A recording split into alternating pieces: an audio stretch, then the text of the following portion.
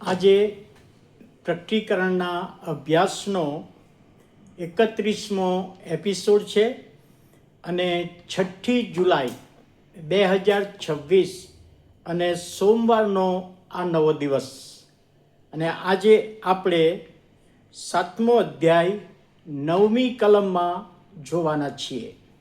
આજે રવિવારની ભક્તિ સભા છૂટી, કાર્મેલ મેથોડિસ્ટ ચર્ચ છૂટ્યા પછી એક ભાઈ મળ્યા. એમણે કહ્યું કે સાહેબ, હું લોગોસ બાઇબલ સ્ટડી 10 જણને મોકલું છું. અને બહુ સારી વાત, કારણ કે બીજા પણ એનો લાભ લઈ શકે. એટલે તમે પણ પોતે સબસ્ક્રાઈબ કર્યું જ છે, પણ બીજાને કહેજો અને બીજાને ફોરવર્ડ કરજો કે જેથી આ પ્રભુના વચનો તેઓ સમજી શકે. હવે શનિવારે આપણે જોયું હતું કે 6ઠ્ઠી મુદ્રા તોડી ત્યારે ધરતીકંપ થયો, પહાડો ખસી ગયા, ગુફાઓમાં ઘણા બધા ગયા અને એમને અમારા પર પડો ને અમારે મરી જવું છે, પણ મરણ ના મળ્યું.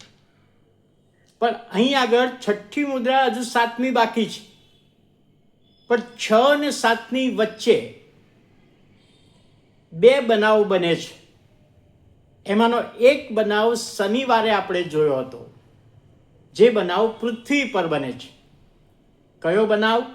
કે પૃથ્વી પર 1,44,000 યહૂદીઓને મુદ્રિત કર્યા, અભિષેક કર્યા, પસંદ કર્યા. એ બાબત. હવે કયા યહૂદીઓ? એ પણ મેં કહેલું કે પ્રભુ ઈસુ ખ્રિસ્ત વાદળામાં આવશે અને મંડળીને લઈ જશે. અને ત્યાર પછી જે યહૂદીઓએ પ્રભુ ઈસુનો સ્વીકાર નહોતા કરતા, એ યહૂદીઓએ મોટા ભાગના એનો સ્વીકાર કરશે અને એમાંથી 1,44,000 પસંદ કરવામાં આવશે. આ પૃથ્વી પર બનાવ બન્યો. 6ઠ્ઠી મુદ્રા પછી હજુ 7મી બાકી છે. હવે 7મી મુદ્રા તોડવામાં આવે પહેલા બીજો બનાવ એ આપણે આજે જોવાના છે, અને એ બનાવ સ્વર્ગમાં બને છે. એક પૃથ્વી પર અને એક સ્વર્ગમાં. હવે આજે આપણે જે જોવાના છે એમાંથી એક ફ્રેઝ છે, એ અંતમાં હું તમને સમજાવું છું. પ્રકટીકરણનું બહુ ફેમસ ફ્રેઝ છે. કયું છે હું હમણાં જણાવું છું. હવે 7મો અધ્યાય અને 9મી કલમ.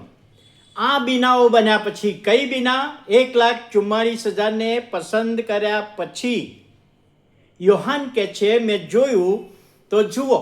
યોહાને શું જોયું? સર્વ દેશમાંથી આવેલા, સર્વ કુળના, લોકના, ભાષાના, કોઈથી ગણી શકાય નહીં એટલા માણસોની એક મોટી સભા. તેઓ રાજ્યાસનની આગળ, હલવાનની આગળ ઊભેલા હતા. યોહાન કહે છે, મેં જોયું 1,44,000 પસંદ કરવામાં આવ્યા. અને ત્યારબાદ કે છે મેં જોયું તો સ્વર્ગમાં ઘણા બધા મોટી સંખ્યામાં આવેલા છે. હલવાનની આગળ, જેણે મુદ્રા તોડે છે એની આગળ ઊભા છે, ઈશ્વર પિતાની આગળ ઊભા છે, અને તેઓએ શ્વેત જબ્બા.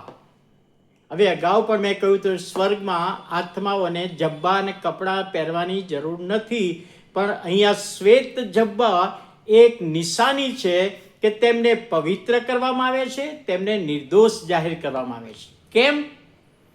કે પૃથ્વી પર એમણે પ્રભુ ઈસુ ખ્રિસ્ત પર વિશ્વાસ કર્યો છે, પ્રભુ ઈસુ ખ્રિસ્તને પોતાના તારનાર તરીકે સ્વીકાર્યા છે, અને એટલા માટે કે છે એમને નિર્દોષ જાહેર કરવામાં આવ્યા. ત્યાર પછી ત્યાં લખ્યું છે, તેઓના હાથમાં ખજૂરની ડાળીઓ.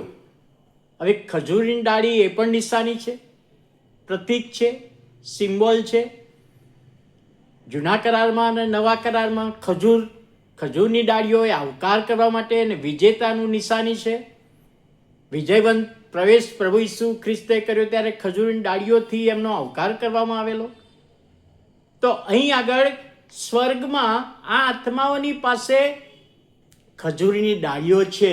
એનો અર્થ કે ખજૂરીની ડાળીઓ એ પ્રતીક છે, તેઓ વિજયવંત થઈને આવ્યા છે પૃથ્વી પર.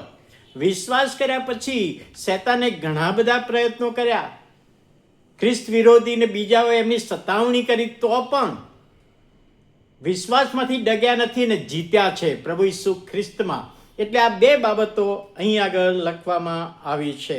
હવે જ્યારે પ્રભુનું વચન અહીંયા બતાવે છે, હમણાં મેં શરૂઆતમાં કહ્યું કે આજે જે વચન છે એમાં એક ફ્રેઝ છે. કયું છે? 7મો અધ્યાય 9મી કલમમાં, સર્વ દેશમાંથી આવેલા, સર્વ દેશ, સર્વ કુળ, સર્વ લોકો, સર્વ ભાષા. ગણી ના શકાય એટલા બધા લોકો તો આવ્યા ક્યાંથી?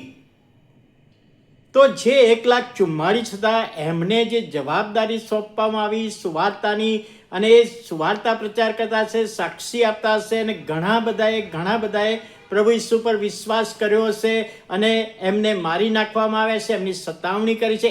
એમના હાથમાં ટોળા એમ કહેવાય, બહુ જ મોટી સંખ્યામાં કે છે, એટલા માણસોની મોટી સભા. અને પ્રભુના એક સેવકે કહ્યું છે કે જ્યારે પૃથ્વી પર અત્યારે જેટલી આત્મિક જાગૃતિ નથી આવી એટલી જાગૃતિ એ 7 વર્ષમાં આવશે. અને આ એનું ફળ છે. એ લોકો ત્યાં સ્વર્ગમાં આવ્યા છે. એ બધી બાબત અહીંયા બતાવે છે. તો હવે ફ્રેઝની વાત કરું તો મેં કહ્યું એ પ્રમાણે સર્વ કુળના, લોકના, ભાષાના. હવે આ ફ્રેઝ બાઇબલમાં પ્રકટીકરણમાં 7 જગ્યાએ વપરાયું છે અને 7 જગ્યાએ એનો અર્થ બતાવવામાં આવ્યો છે.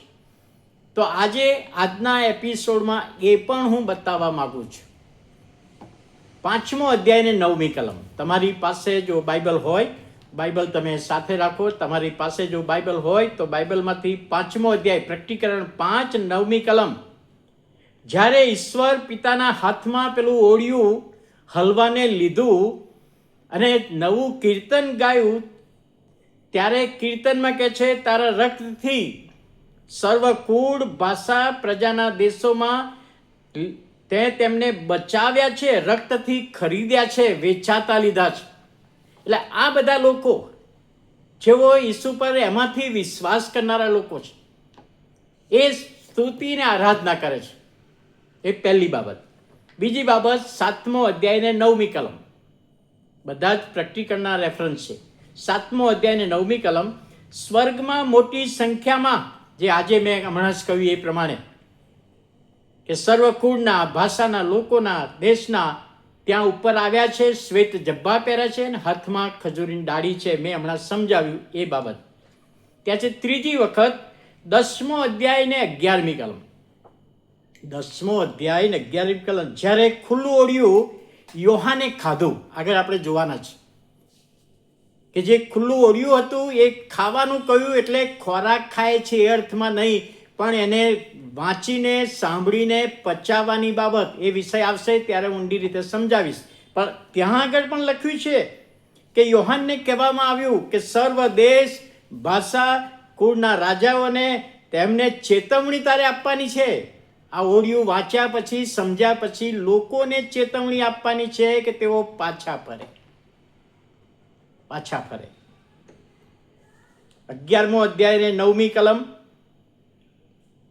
ચોથી બાબત, 11મો અધ્યાય 9મી કલમ. જ્યારે 2 શાહેદો, એ પણ આગળ આપણે જોવાના છીએ, 3.5 વર્ષ માટે પૃથ્વી પર સેવા કરવા ઊભા કરવામાં આવશે અને ખ્રિસ્ત વિરોધી એ 2 જણને મારી નાખશે અને 3.5 દિવસ સુધી એમની ડેડ બોડી ત્યાં રસ્તા ઉપર પડી રહેશે, દફન ક્રિયા કરવા દેશે નહીં. અને ત્યાર પછી ત્યાં લખવામાં આવ્યું છે કે ખ્રિસ્ત વિરોધી મારી નાખે છે, ત્યાં 3 દિવસ પડી રહે છે. અને એ જોવા માટે ડેડ બોડી જોનારા લોકો પણ કે છે, જુદા જુદા દેશના, ભાષાના આવેલા લોકો ત્યાં મુર્દા જોવે છે. આ 2 શાહેદોના મૃતદેહ ત્યાં જુએ છે, ત્યાં એ રેફરન્સ છે. અને ત્યાર પછી 13મો અધ્યાય ને 7મી કલમ. 13મો અધ્યાય 7મી. જ્યારે ખ્રિસ્ત વિરોધી પ્રાણઘાતક ઘા રૂજાશે, તેને અધિકાર આપવામાં આવશે અને 42 મહિના 1260 દિવસ સુધી ઈશ્વરની નિંદા કરશે અને યરૂશાલેમને ખૂંદી વળશે. અને ત્યારે જે વિશ્વાસીઓની સામે કેટલાક શહીદ કરે એ પણ આમાંથી આવશે. દરેક જાતિ, પ્રજા, ભાષા, દેશ, એની ઉપર ખ્રિસ્ત વિરોધીને અધિકાર આપવામાં આવશે. આ ફ્રેઝ જ વપરાયું છે કે એવા લોકો પર ખ્રિસ્ત વિરોધીનો અધિકાર હશે, એ કહેશે એમ થશે. અને ત્યાર પછી છઠ્ઠી બાબત, 14મો અધ્યાય ને 6ઠ્ઠી કલમ, જે દૂત સનાતન સુવાર્તા લઈને આવવાનો છે, એ પણ આપણે 14મા અધ્યાયમાં જોવાના છીએ.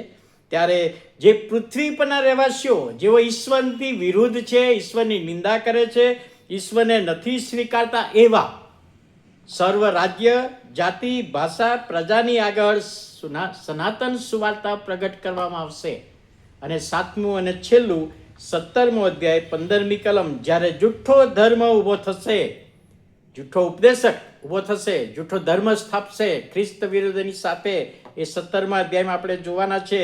ત્યારે દૂતે યોહાનને કહ્યું કે પાણી પર બેઠેલી વેશ્યા એટલે જૂઠો ધર્મ એ કોની વચ્ચે?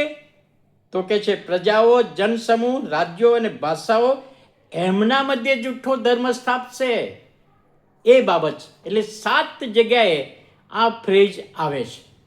અને આજે આપણે એ જ જોઈએ છીએ 7મો અધ્યાય અને 9મી કલમ, કે ઉદ્ધાર પામેલા લોકો જેઓ પૃથ્વી પર શહીદ થઈને તેમના આત્મા ટોળે ટોળા ત્યાં આવ્યા છે, મલ્ટિપલ છે, મોટી સભા, ગણી ના શકાય એટલી મોટી સભા આવી છે.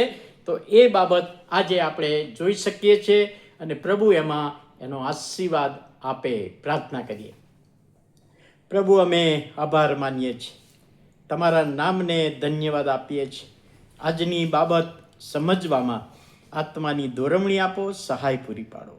ઈસુ પ્રભુના નામમાં સાંભળો, માન્ય કરો. આમેન.